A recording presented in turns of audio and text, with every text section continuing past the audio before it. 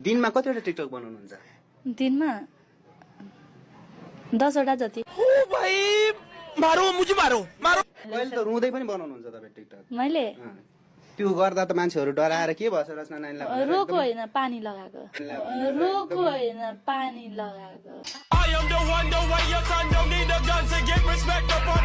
विद्युतीय गाडी पूर्वतिर कुदिरहेको छ। ध्यान दिएर है, विद्युतीय गाडी पूर्वतिर कुदिरहेको छ भने त्यसले धुवा कतातिर फाल्छ? अपोजिट साइडमा फाल्छ नि। 100%? पछाडितिर। 100%? ल एकचोटि चेन्ज गर्न दिइन्छ। गाडी पूर्वतिर कुदिरहेको छ भने त्यसले धुवा कतातिर फाल्छ? आकाशतिर। भएन, मिलेन। आँट आएन भने पास भन्दा हुन्छ है। अहिले हेरिरहनु भएको छ रचना एकदम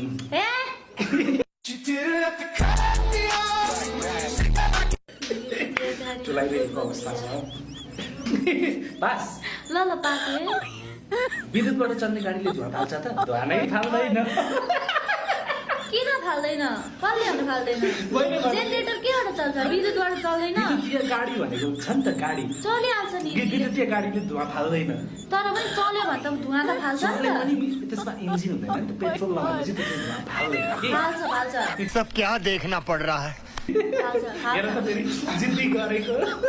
कतिजनाले चाहिँ रचनाले के पनि आरोप लगाउँछ भन्दाखेरि होइन जानी जानी स्याभेज बन्न खोजेको या हुन्छ नि अब चाहिँ होइन त्यो स्याभेज भन्दा कि जानी जानी बन्न खोजेको यो एक त मलाई स्याभेज भन्ने कुरै थाहा छैन होइन। अनि म जानी जानी कसरी गर्छु होला त यो कुरा। मिनटबाट सुनौँ न होइन।